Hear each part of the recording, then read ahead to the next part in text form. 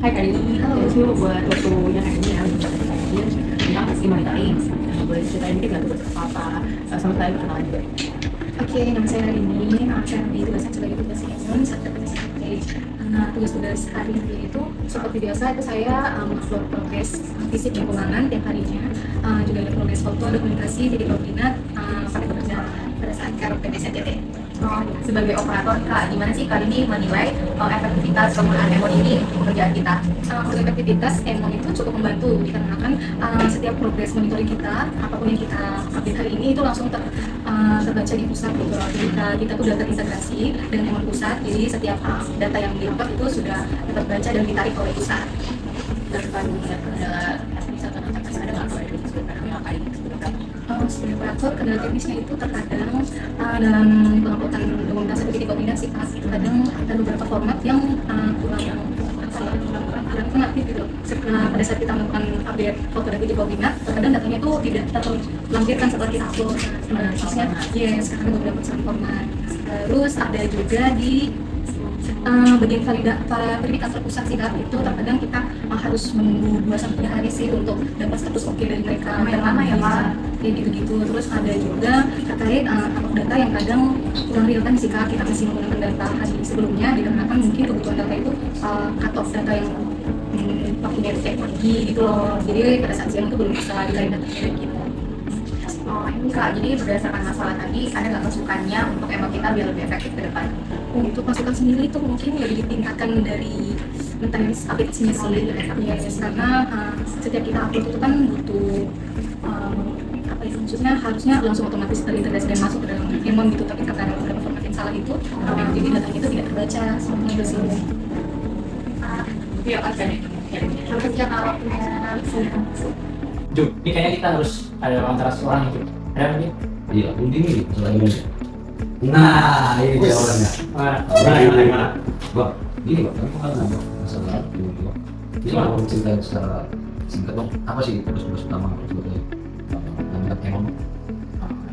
Emon ini salah satu media untuk kita menyampaikan laporan ke pusat sebagaimana amanat dari Sekretariat Jenderal Kementerian Pekerjaan, yang mana setiap tugas Emon itu tugas utamanya adalah menyampaikan informasi terkait dengan kegiatan satuan kerja, informasi foto koordinat permasalahan tindak lanjut, progres rencana dan realisasi keuangan serta visi pekerjaan. Dalam penggunaan Emon ini efektif nggak sih mendukung dalam pekerjaan ini? Ya, untuk dengan adanya Emon ini sangat efektif karena fitur-fitur menu yang di dalam itu dapat menginformasikan secara jelas, menginformasikan secara tepat bagaimana pelaksanaan kegiatan di lapangan. Nah, ada nggak kendala teknis atau non teknis terkait dalam penggunaannya ini? Untuk kendala teknis dan non teknis itu pastinya ada ya.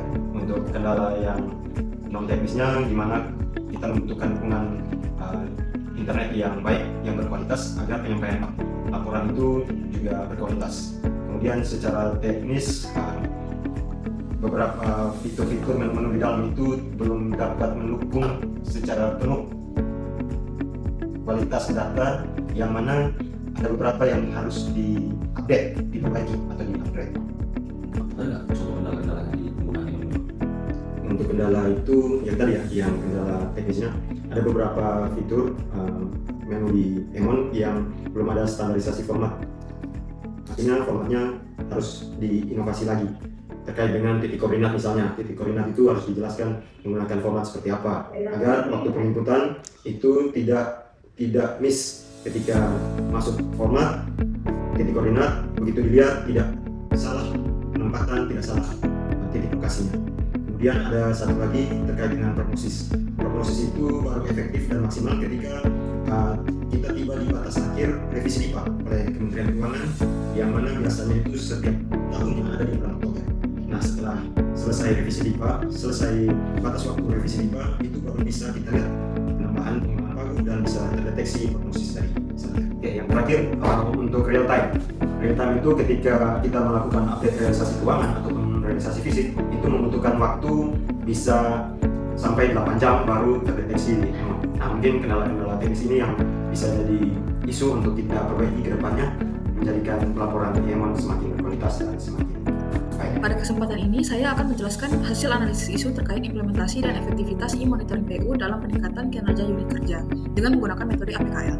Untuk isu pertama adalah keterbatasan SDM untuk akses e-monitoring dengan nilai aktual 5, problematik 5, kekhalayakan 5, kelayakan 4 dengan jumlah 19. Isu kedua, standarisasi format upload dokumen yang kurang informatif di e-monitoring dengan nilai aktual 5, problematik 5, kekhalayakan 5, kelayakan 5 dengan jumlah 20. Isu ketiga adalah keterbatasan waktu pelaporan realisasi progres di e-monitoring dengan nilai aktual 5, problematik 5, kekhalayakan 5, dan kelayakan 4. Berdasarkan penilaian isu tersebut diperoleh bahwa ketiga isu tersebut sama-sama memiliki nilai yang tinggi karena merupakan satu kesatuan masalah yang saling berkaitan.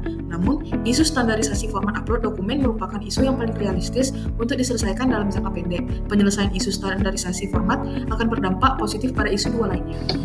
Adapun isu ini dianalisis untuk menggunakan metode SWOT.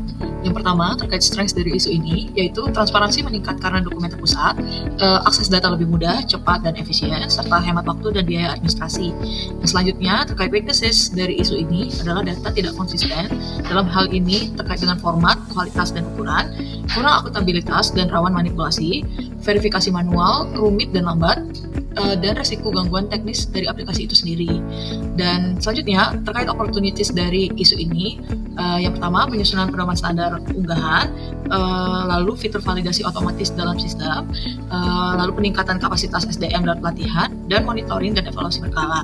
Dan yang terakhir, threats dari isu ini, yaitu resistensi pengguna terhadap standar baru, risiko kegagalan sistem bila standar tidak jelas, penurunan kualitas data untuk pengambilan keputusan, serta potensi penyalahgunaan atau manipulasi data. Untuk rekomendasi solusi yang bisa kami berikan, terdapat 3 solusi. Yang pertama, menyusun SOP atau pedoman teknis baku dengan membuat standar format dokumen seperti jenis file, ukuran maksimal, dan penamaan file. Yang kedua, integrasi panduan dalam sistem e-monitoring dengan menambah fitur pop-up reminder langsung dari aplikasi.